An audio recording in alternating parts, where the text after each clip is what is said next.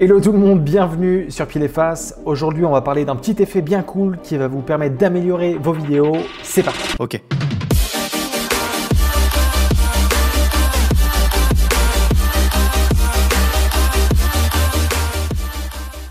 Bon, on est le 17 avril, je suis pas sorti depuis maintenant 4-5 jours, je suis pas rasé pour ce que j'ai et en plus j'ai un short d'une équipe de foot. On peut dire qu'on est au max en ce moment, mais c'est pas grave, on fait avec. Aujourd'hui, on va parler d'un petit effet que je kiffe pas mal, que j'utilise de plus en plus et qui, je pense, va vous permettre d'améliorer vos vidéos. On va parler de remappage temporel. Alors, avant toute chose, je vais vous montrer deux plans et vous allez me dire lequel vous préférez.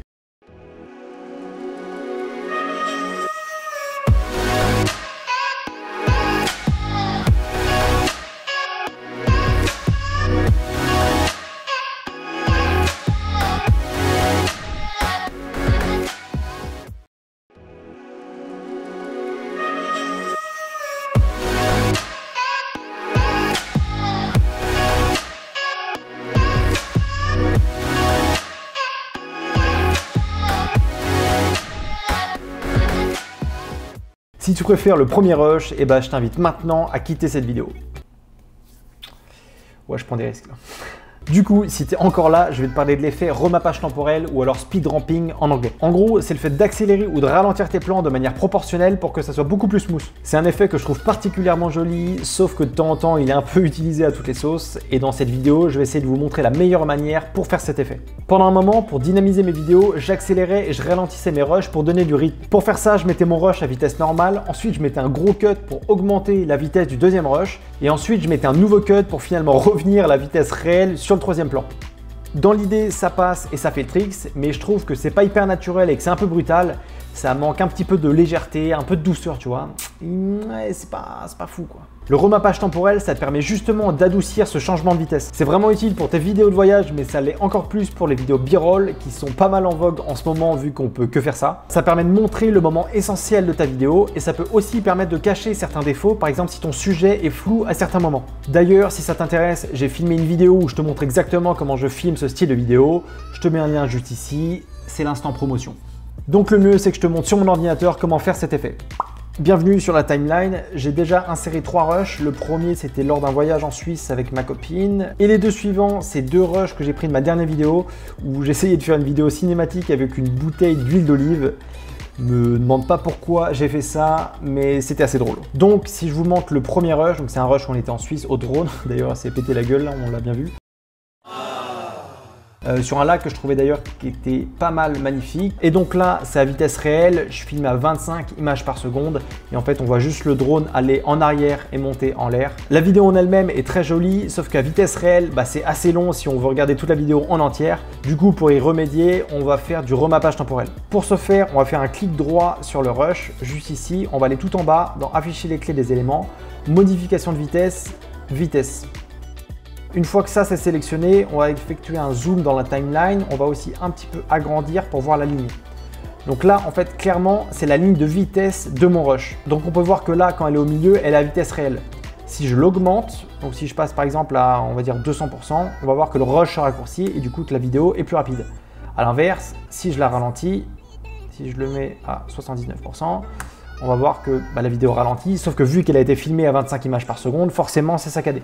Donc nous, ce qu'on veut dans ce clip, c'est d'avoir le début à vitesse réelle, ensuite accélérer le rush pour finalement ralentir et revenir à vitesse normale un petit peu plus tard. Donc pour ce faire, on va là où on veut que ça accélère, donc on va dire par exemple ici, on va prendre notre outil plume, donc on peut appuyer sur P, et on vient mettre un point sur notre timeline. Ensuite, on va un petit peu plus loin et on va venir mettre un autre point juste ici. Donc là, si on vient reprendre notre outil de sélection V, qu'on accélère le milieu, on va dire par exemple à, je sais pas, on va dire 400%, hop, et on peut voir que là la vidéo accélère d'un coup, puis revient après en vitesse réelle. Je vais tester un peu plus, je vais tester par exemple 600, 600 et quelques. Donc là on peut voir que c'est comme la première technique, c'est assez brutal et c'est du coup pas trop naturel. Et nous on va essayer justement d'améliorer ce changement de vitesse pour que ça soit un peu plus smooth. Pour ce faire, on va venir sélectionner ces clés et on va les étirer, hop, ici et ici.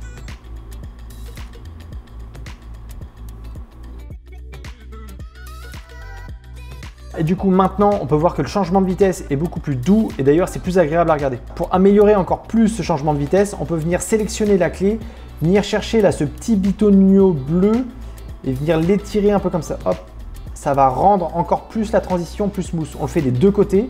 Donc là, pareil, on vient chercher le petit truc bleu et on le tord un petit peu. Et là, en fait, vous pouvez voir qu'il y a une courbe.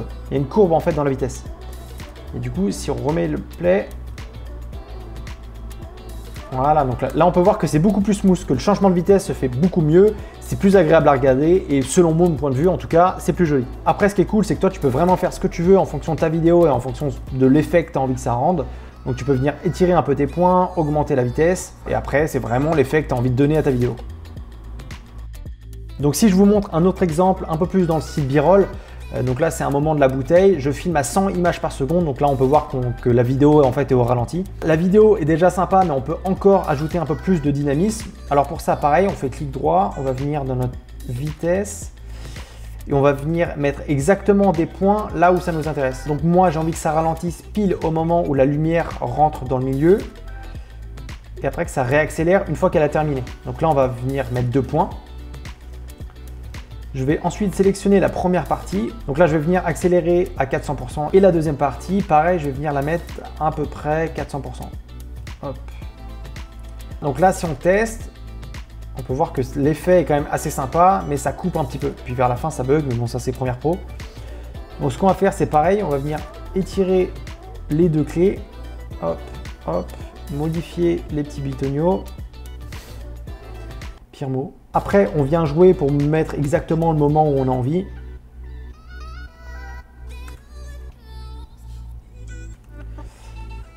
Ah, c'est plutôt pas mal. Je trouve que ça s'accélère un peu trop vite. Donc, ce que je vais faire, c'est que je vais jouer un peu sur les clés.